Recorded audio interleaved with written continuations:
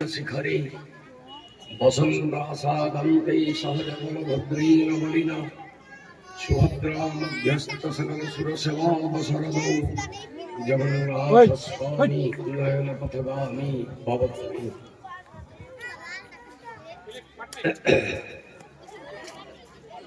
उत्तीर्ण अपराह्न वर्तमान समस्तंकर आग्रह केवल मनोरंजन कार्यक्रम देखा भाषण शुणा कहानी नुहे।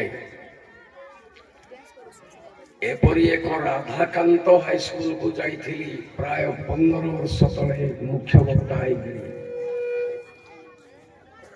सेठी जो अभिज्ञता अर्जन कली से दिन ठार कौन हाईस्कल बा कॉलेज को मुख्य वक्ता फंक्शन में गली ना।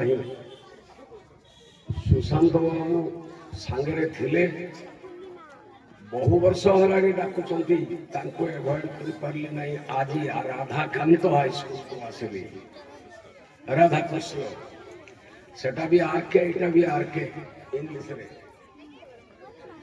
पर उपायित कर चली। आमे जो असत्य सत्पथ को जाऊँ अंधार आलु आड़ को जाऊँ मृत्युर अमृत आड़ को जाऊँ तार गोटे सोपान होची वार्षिक उत्सव। एटा भी आमर गोटे क्लासरूम गोटे एकाडेमिक विषय पिला माने इथरे पाठ न शिखिले भी फंक्शन किपरि हुए भाषण किपरि दिया जाए सभा किपरि परिचालित हुए सब शिखती। तेणु यार आवश्यकता अच्छी। मु आपण को अंतर अभिनंदन जनाऊँगी मथुरावासी को यह विद्यालय कर्मकर्ता मान को परिचालना समिति लोक जे एपरी एक आयोजन कर अंतत 35 वर्ष काल मु जो शिक्षानुष्ठान सेवक थी आम अनुष्ठान रे एपरी एक आयोजन आमे करि पारु नथिलु। तेणु आम अपेक्षा आपण श्रेष्ठ स्थान रे अछंती यह स्वीकार करिवारे मोर द्विधा नाही।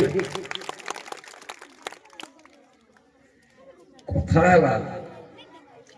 आमे एमानकु मनीष करबा पई एटा तयारी करूछु। गोपबंधु मनीष ओढ़ा कारखाना बोले ना देथिले। आमर बड़ दुर्भाग्य जे ए पिला माने जते बळे उच्चतर डिग्री प्राप्त होउछंती अनेक मनीष होई जाउछंती। को आईएएस जेल रे घर घर पड़िछि तो आउ को आईएएस तार पत्नी पुत्र को हत्या करी निजे सुसाइड करूछि। किए केते कोटी टंका लांच खाई दे करी ईडी रो सामना होउछि तो आउ किए उच्च शिक्षित माने आत्महत्यार शिकार होउछंती। ई जो नीतिवादी कार्यकलाप आमे मूर्खंक तुलन तथा कथित उच्चतर डिग्रीधारी मानक पाखरे बेसी देखु। यह आम शिक्षार एक विडंबना। आमे केमती एमानकु मूल्यबोध सर्वस्व मनीष करिबु ताहला बड़ प्रश्नवाची। आपण सबुठु बड़ डिफिकल्ट जिनिस है छुआ मान को कहिबाटा छुआ मान को पई देखिबाटा समान को नमस्कार जी छुआ मान को कहि परथि। वर्तमान मु गोटे गप कहिबी छुआ मानकर मनोरंजन हेबो किंतु वयस्क लोक माने सेइथु प्रेरणा ग्रहण करिले। गल्पटी को मनोज दास लिखिଛନ୍ତି। आपण माने साहित्यिक मनोज दास ना निश्चित शुणिथिबे। अतीत रे जने राजा थिले से गोटे स्वप्न देखिले जे तांकर प्रासादर चतुर्दिगरे तांकर प्रासादर पाचेरी भितरे चतुर्दिगरे गोटे शृगाल बुलुछि कुलिया। ए स्वप्नर तात्पर्य कौन सभासद को पचारे कहार उत्तर मिलला नहीं। डेंगुरा देवे जी कह पुरस्कार पाइब। गोटे गरीब चाषी गोटे गछ मूले बसी सी ऊपर को शून्य को अनेक कहला नहीं भगवान मत उत्तरटा जना पड़ जाता ମୁଁ ଅନ୍ନ କଷ୍ଟରୁ ତ୍ରାହି ପାଇଯାଆନ୍ତି। ଗଛ ଉପରେ ଗୋଟେ ଚଢ଼େଇ ଥିଲା, ସେ କହିଲା ବାବୁ ଉତ୍ତର ତ ଅତି ସହଜ, ଯାହା କହିବୁ, କିନ୍ତୁ ଗୋଟେ ସର୍ତ୍ତରେ, ତୁ ଯାହା ପୁରସ୍କାର ପାଇବୁ ମତେ ଅଧା ଦବୁ। ଉତ୍ତରଟା ସରଳ ଥିଲା। ଏ ଶୃଗାଳ ହେଉଛି ବିଶ୍ୱାସଘାତକତାର ପ୍ରତୀକ। ରାଜାଙ୍କୁ କହିବେ ସେ ସାବଧାନ ହେବେ, ପଡ଼ୋଶୀ ରାଜ୍ୟମାନଙ୍କ ସହିତ ସନ୍ଧି ବିଗ୍ରହ ଆଦି କରିବେ ନାହିଁ। ପାର୍ଷଦ ମନ୍ତ୍ରୀ ପାତ୍ରମାନଙ୍କ ସହିତ ଦେଖି ରଖି ଚଳିବେ। ବର୍ତ୍ତମାନ ସେଇ ସମୟ ଅଛି। ରାଜା ପୁରସ୍କାର ଦେଇଦେଲେ। ଚାଷୀଟି ଖୁସିରେ ପଳେଇ ଆସିଲା। ଭାବିଲା ଚଢ଼େଇ ତାକୁ କ'ଣ ପଇସା ଦେବି, ସିଏ କ'ଣ କରିବ। ବାଟ ଭାଙ୍ଗିକରି ଘରକୁ ପଳେଇଲା। 6 ମାସ ପରେ ରାଜା ଆଉ ଥରେ ସ୍ୱପ୍ନ ଦେଖିଲେ। ଗୋଟେ ରକ୍ତାକ୍ତ ତରବାରୀ ତାଙ୍କର ମସ୍ତକ ଉପରେ ଝୁଲୁଛି। ପୁଣି କଟୁଆଲା ଯାଇ ସେଇ ଚାଷୀଙ୍କ ଘରେ ହାଜର ହେଇଗଲା। ସିଦ୍ଧାସନ ଚାଲ ସ୍ୱପ୍ନ ବ୍ୟାଖ୍ୟା କରିବୁ। ତାକୁ ଜଣାଥିଲା ତ କରିବ। ଏ ଗଛ ପଳେଇ ଆସିକରି ଫେରେ କଣ୍ଡା କଟା କଲା।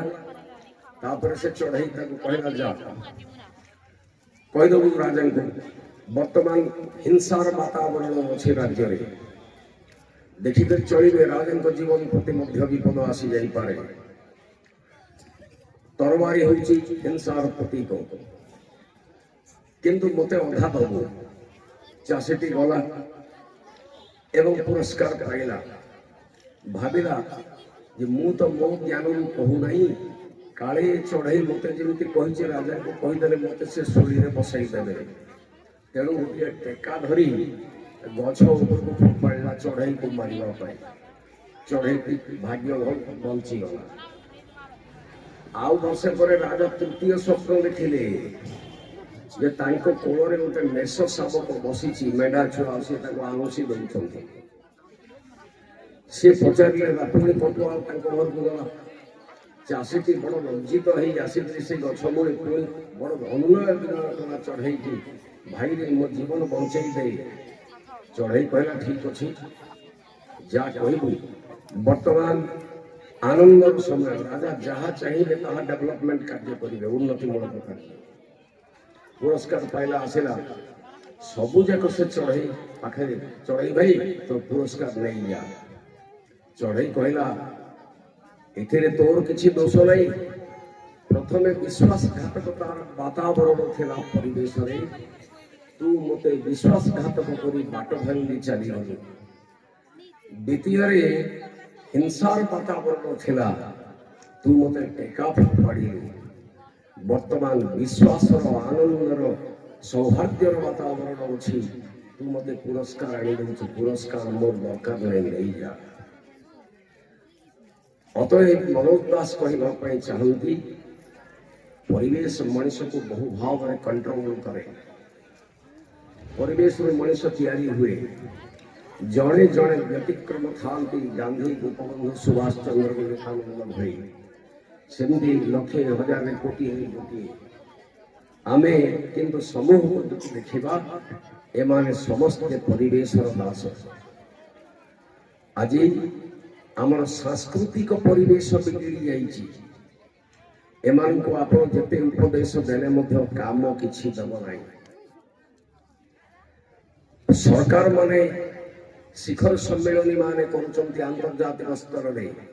ମାଟି B.R. ଆମ୍ବେଦକରକୁ ଗାଳି ଦଉଛୁ ଯେ ସେ ରିଜର୍ଭେସନ ସିଷ୍ଟମ ତିଆରି କଲେ ବୋଲି, କିନ୍ତୁ ମୁଁ ବ୍ରାହ୍ମଣ ଆକାରରେ ଲକ୍ଷେ ନୁହେଁ 10 କୋଟି ନମସ୍କାର ତାଙ୍କୁ କରୁଛି। ସଂସ୍କୃତ ଭାଷାକୁ ରାଷ୍ଟ୍ରଭାଷା କର ବୋଲି ସେ ପ୍ରସ୍ତାବ ଦେଇଥିଲେ, ଆମେ କିନ୍ତୁ କଲୁ ନାହିଁ। ଦୋଷ କ'ଣ ତାଙ୍କର କି? ଦୋଷ ଆମର।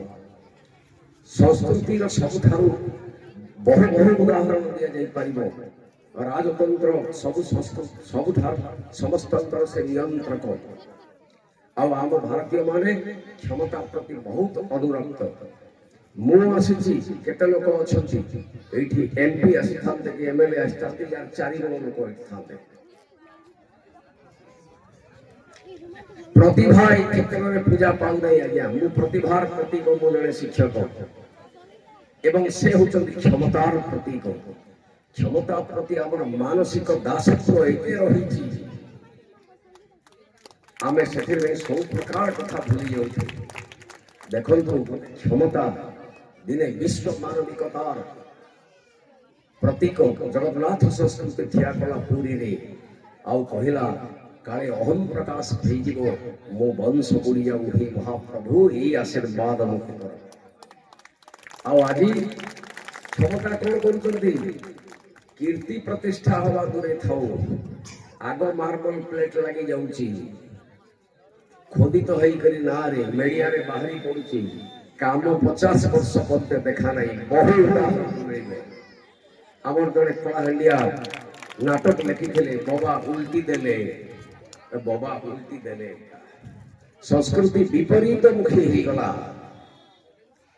शिक्षा क्षेत्र को आसवा शिक्षा क्षेत्र लोक महिला नृत्य राजकुमार मान जो मूर्ख हो गले राजा अमर शक्ति टीचर खोजी बुलिले पंडित विष्णु शर्मा कहले तमर 3 जन राजकुमार को मो पाख छाड़ी दियो मो घरे मोर अर्थ खाना पीना दे पाठ पढ़ाई देवी आसिक देवे जदि मते पारिश्रमिक देवे मु पारिबे ना शिक्षा बिजनेस नुहे यह दान आज शिक्षा कौन है आपण लक्ष लक्ष टंका देले पब्लिक स्कूल में पढ़ी पारिबे नहीं सब बिजनेस चली जो शिक्षा बिजनेस हो गलानी से मूल्यबोध आसब कौटू आज्ञा मनीष पणिया कौटू आसब मनीष मेसीन ही हम आपण पिला 99% पाइपे मनीष पणिया पाइब नहीं आज्ञा आचार्य देव भव मातृदेव भव पितृदेव भव या बिल्कुल से मानव ना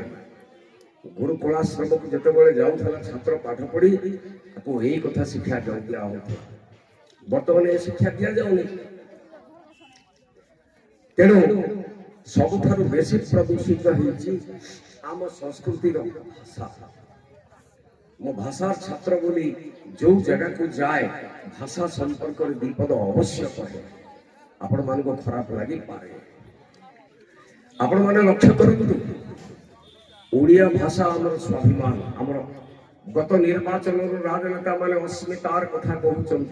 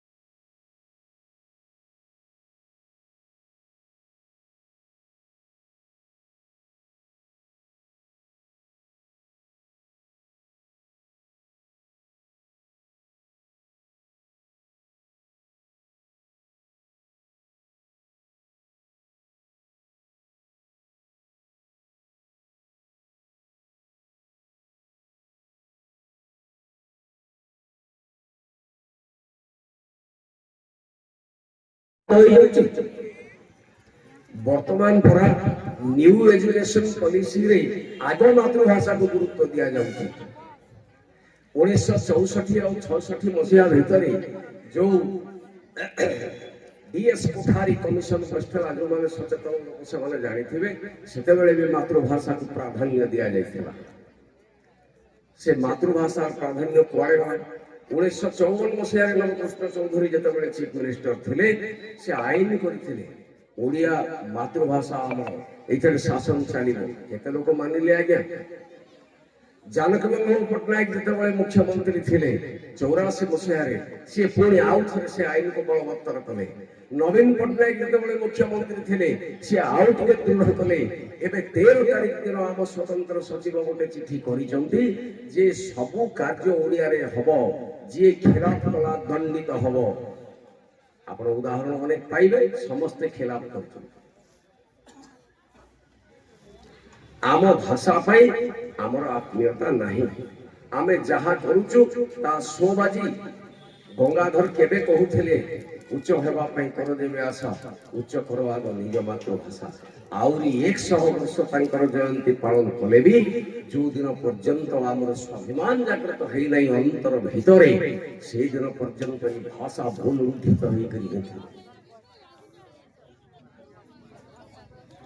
आमे आम भाषा को हत्या कर आपण पुओ को बाहा करिवे झियो को बाहा करिवे काई कि इंग्रजी रे कार्ड करिवे आपणकर पुरोहित इंग्रजी रे पढिबो वेद ना आपणकर पुओ झियो इंग्रजी रे दाम्पत्य जीवन बितेइबे सब भूल आमे छुआ मान को आज्ञा किंतु दोषटा सब बळे बड़ मानकर थाए मो सब बळे आमे किए गोटे 5 मार्क रो कॉपी करथले एक्सप्लेन कर दउछु खाता देखिला बेले कि अप्रोच कले ताकू 50 देई दउछु की प्रकार के आयो मु बुझी पाउ नै एटा ऑटिरो निया पुरैले पुरिबो नहिले भी रखी हो नै मु कहूची एडी हेड मास्टर जानि चौधरी रिसेडार जोई सिए ताको ससुर घर पड़ार जड़े पिला ना नरेंद्र सुना ए मोर जेमति गोटे पर्स आपण माने पैसा रखिबा पे पर्स दउथले मु पर्स धरके एटा कागज खंडे गुडै दे ढा हो रे बोली से पिला गोटे ग्रीटिंग्स गुडैथला एमआईएल परीक्षा रे ताको कॉपी बोली स्क्वाड बुक कले सेही स्क्वाड मदनपुर रामपुर आसिकरी कॉपी धइले साइंस रे कहले नहीं साइंस पिला गुडा भलो पिला को एक्सपेल करबा नै आम कॉलेज रे सेही पिला एक्सपेल हला एवं सेही हला अथच दंड पाइला छुआ भूल कला बड़ सब क्षेत्र रे या होय आज्ञा आपण देखंतु मुटिके महाभारत भीतर को जीवी वन पर्व महाभारत गोटे पर्व ज्येष्ठ महाराज को धर्ममुख प्रश्न पचारला रास्ता कोटा ज्येष्ठ महाराज उत्तर देले तर्को प्रतिष्ठम श्रुतयोर विभिन्न नैको ऋषि जस्य मतम प्रमाणम धर्मस्य तत्व निहितम गुहायाम महाजनो जेन गतः सपंथा तर्क रे सत्य प्रतिष्ठा हुए नाही जणे हो बोलथले आ जणे नाही बोलथबो निर्यास बाहरी पारे नै छिटा टणा हुए श्रुति माने वेद वेद चारि प्रकार चारोटी पंथा ऋषि जणे कहती अनेक ऋषि अनेक मत आ धर्म बहुत गहन आपणकर धर्म जहा एठी मो धर्म सेया नुहे आज्ञा मो धर्म एठी कहिबा आपणकर धर्म सुनिबा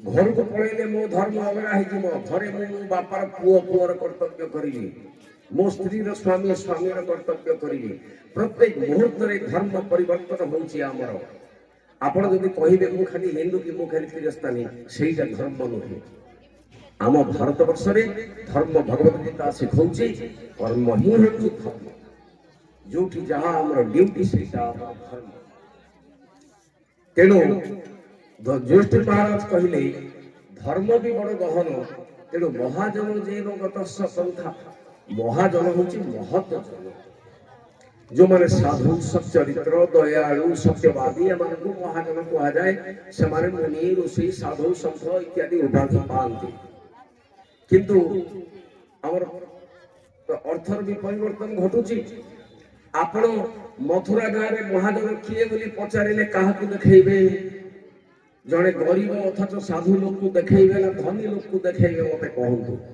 वर्तमान महाजन शब्दर अर्थ है जा पाखरे बेसी पैसा अछि से तो महाजन भारत वर्ष रे महाजन किए 4 जन लोक आज्ञा ଚାରି ଜଣ ଲୋକ ମହାଜନ, ଯାହାଠି ବେଶୀ ପଇସା ଅଛି। ଗୋଟେ ମହାଜନ ହଉଛନ୍ତି ନେତା, ରାଜନେତା। ସେମାନେ ଏତେ ଧନୀ ହେଇଗଲେ ଯେ ଇ ଦେଶରେ ରଖିବା ପାଇଁ ଜାଗା ପାଇଲେନି ଯେ ବିଦେଶରେ ପଇସା ରଖୁଛନ୍ତି କିଛି ରାଜନେତା। ଆଉ ଗୋଟେ ମହାଜନ ହଉଛନ୍ତି ଇଣ୍ଡଷ୍ଟ୍ରିଆଲିଷ୍ଟ ମାନେ, ଶିଳ୍ପପତି ମାନେ, ଅମ୍ବାନୀ ଟାଇପର, ଟାଟା ବିର୍ଲା ଟାଇପର।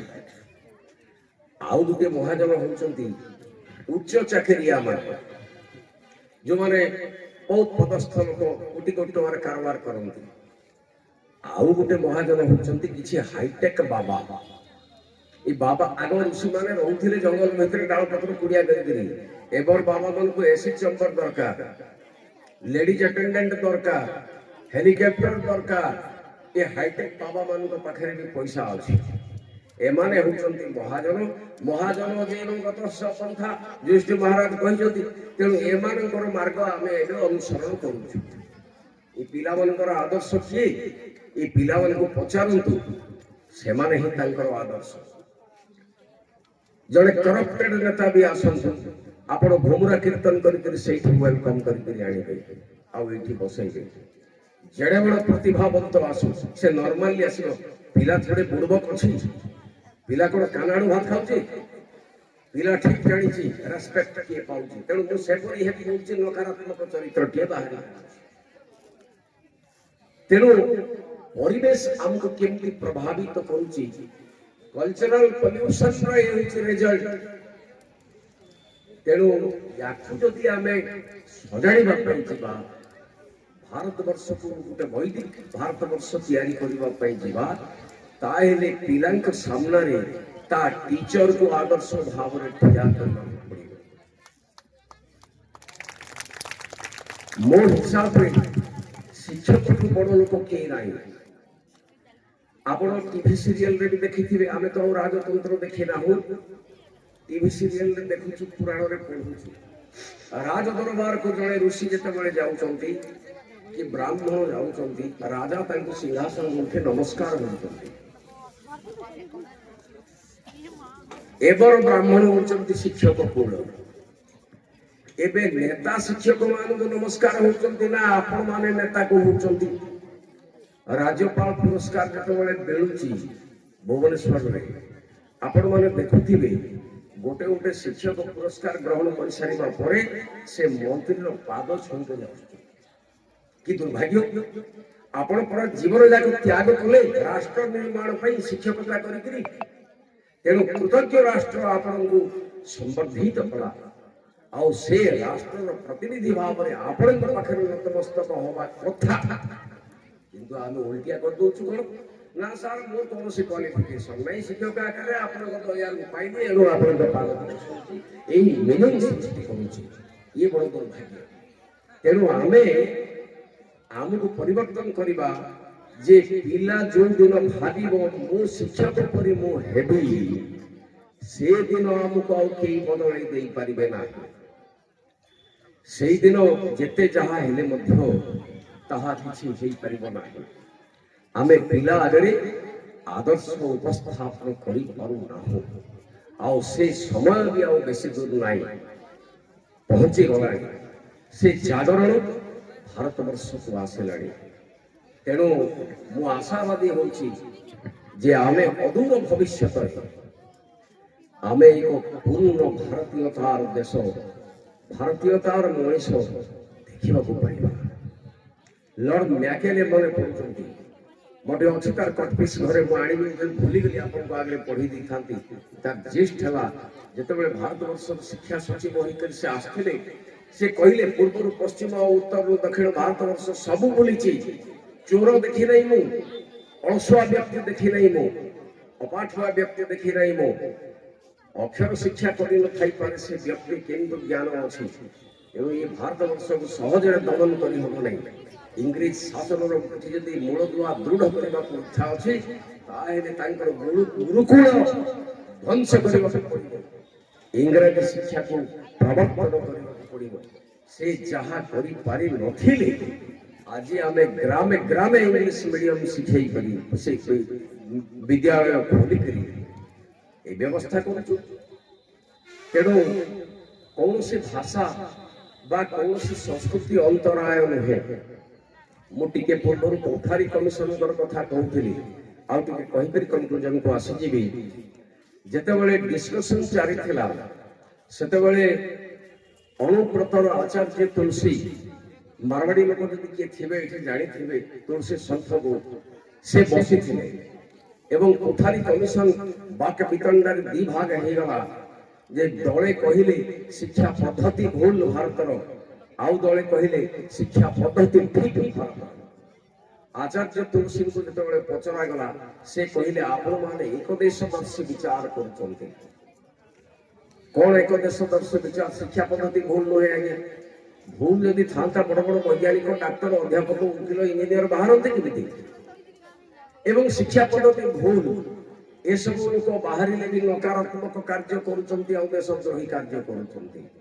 ତେଣୁ କଥା ସେଠି ନୁହେଁ, କଥା ହେଲା ଆମେ ତାଙ୍କୁ ଭାରତୀୟତାର ଶିକ୍ଷା ଦେଇପାରୁନାହୁଁ। ଆମେ ଭାରତୀୟ ହବା କାୟ ମନ ବାକ୍ୟରେ। ପିଲାମାନେ ତୁମେ ସଫଳ ହବ ନା ସାର୍ଥକ ହବ? ସଫଳ ହବ ନା ସାର୍ଥକ ହବ?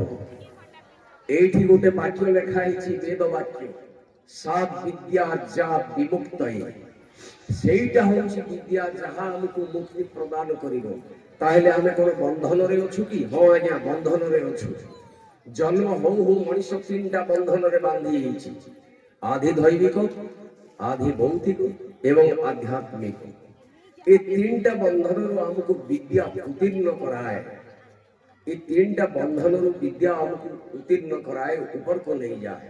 କିନ୍ତୁ ଆମେ ମାର୍କ 80% କୁ ଲକ୍ଷ୍ୟ ରଖୁଛୁ, ଜ୍ଞାନକୁ ମଣିଷ ପଣିଆକୁ ଲକ୍ଷ୍ୟ ନ ରଖୁଥିବା ଫଳରେ ଆମେ ପୁନଶ୍ଚ ଆଉ ଏକ ବନ୍ଧନରେ ବାନ୍ଧି ହେଇଯାଉଛୁ। ପିଲା ଚେଷ୍ଟା ନ କଲେ ବାପା ମା ଲଢି ପଡୁଛନ୍ତି କେମିତି 98% ହେବ।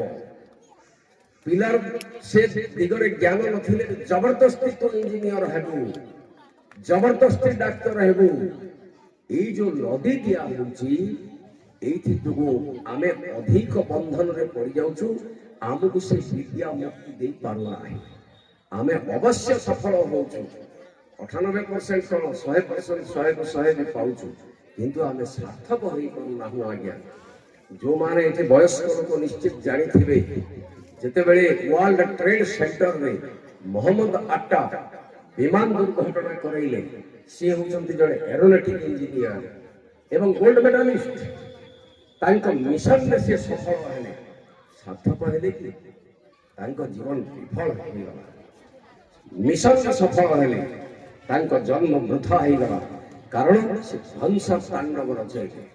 ଆମର ଜୀବନ ଅବଶ୍ୟ ସଫଳ ହବ ଆମେ ଇଞ୍ଜିନିୟର ହେଲେ, ଆମେ ଡାକ୍ତର ହେଲେ, ଆମେ ଅଧ୍ୟାପକ ହେଲେ, ଆମେ ଓକିଲ ହେଲେ, ଆମେ ରାଜନେତା ହେଲେ, କିନ୍ତୁ ସେତେବେଳେ ସାର୍ଥକ ହବ ଯେତେବେଳେ ଆମର ଅଧିତବ୍ୟ ବିଦ୍ୟା ଲବ୍ଧ କ୍ଷମତାକୁ ଆମେ ଲୋକ କଲ୍ୟାଣରେ ବିନିଯୋଗ କରିବା।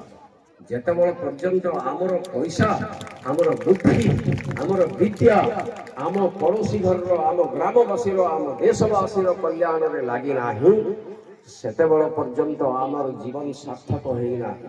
ଅବଶ୍ୟ ଆମେ ସଫଳ ହେଇଥିବା। ତେଣୁ ଆମେ ଚେଷ୍ଟା କରିବା, ଆମେ ସଫଳ ହେବା ଏବଂ ସାର୍ଥକ ବି ହେବା। এই মিশন আজি এইଠୁ ନେଇକରି ଯିବା। ଓଡ଼ିଆରେ ଦସ୍ତଖତ କରିବା। ଓଡ଼ିଆ ଭାଷା ଗୋଟେ ଆମର ମା, ଜଣଙ୍କର କେତେଟା ଲେଖା ମାରେ আর କେତେଟା ଲେଖା ବାପା। ମତେ ଠେଙ୍ଗା ଧରିକରି ପିଟବେ ଏଠି ଲୋକମାନେ, କେତେଟା ବୁଆ ବୋଲି ଆସିବା ନା ବୋଲିକରି। ଆଜ୍ଞା, ଆମ ଶାସ୍ତ୍ର କହୁଛି ଜଣ ଜଣଙ୍କର 5ଟା ଲେଖା ବାପା ଆଉ 7ଟା ଲେଖା ମା। ମହର୍ଷି ମନୁ କହୁଛନ୍ତି ସପ୍ତୈତେ ମାତର ସ୍ମୃତ ପଞ୍ଚୈତେ ପିତର ସ୍ମୃତ। ଆପଣଙ୍କର ତ ଜଣେ ଦକ୍ଷ ଆଚାର୍ଯ୍ୟ ଅଛନ୍ତି ଜାଣିଥିବେ ଏଇଠି, ସଂସ୍କୃତ ବାଲା। ତେଣୁ ଭାଷା ଗୋଟେ ମା। ତେଣୁ ଆମେ ସେଇ ଭାଷା ଜନନୀକୁ ସୁରକ୍ଷା ଦେବା, ସମ୍ମାନିତ କରିବା, ଓଡ଼ିଆରେ ସ୍ୱାକ୍ଷର ଦେଇକରି ଆମର ଅସ୍ମିତାକୁ ବଜାୟ ରଖିବା। ତେବେ ଯାଇ ଆମେ ବିଶ୍ୱରେ ଗୋଟେ ଓଡ଼ିଆ ହେଇକି ଠିଆ ହେବା। ଗୋପବନ୍ଧୁ ଦାସଙ୍କର ଉକ୍ତିକୁ ମୁଁ ପୁନରୁକ୍ତି କରୁଛି, ଆମେ ଜଣେ ଭଲ ମଥୁରାବାସୀ ହେଇପାରିଲେ ଯାଇକରି ଭଲ କଳାହାଣ୍ଡିବାସୀ ହବା। ଆମେ ଯଦି ମଥୁରାରେ ବଦନାମ ହେଇଗଲୁ, ଭଲ କଳାହାଣ୍ଡିଆ ହେଇପାରିବା ନାହିଁ। ଆମେ ଯଦି ଭଲ କଳାହାଣ୍ଡିଆ ହେଇପାରିଲୁ, ଆମେ ଓଡ଼ିଆ ହେଇପାରିବା। आमे भल ओडिशावासी हेले आमे भारतवासी हेबा आ भारतवासी हेले भल विश्व मनुष्य हेबा आमर गति मनुष्य आउ टिके अति मनुष्य महापुरुष सन्थ साधु ऋषि मुनि एपरी ऊर्ध्वगति हवा कथा किंतु आमर गति कौन होची अहंकार जोगु आमे मनुष्य अमनुष्य पशु राक्षस दानव आड़क आमर निंद गति जाउची जगन्नाथ ई दुर्भाग्य रक्षा करंतु ए देश को इंद्र सुवृष्टि करू वसुंधरा शस्यशालिनी हो सूर्य तेजस्क्रिय किरण दियंतु पवन सुगंधित हो अध्यापक माने अध्ययनशील एवं छात्र कल्याण व्रत धारण करंतु छात्र माने अध्ययन को व्रत करंतु सरकार माने सुशासन करंतु प्राकृतिक विपर्यय दूरीभूत हो ग्रह पीड़ा दूरीभूत हो रोग शोक बंधन विपद सब दूरीभूत हो समस्तर कल्याण हो जय जगन्नाथ जय जगन्नाथ जय जगन्नाथ।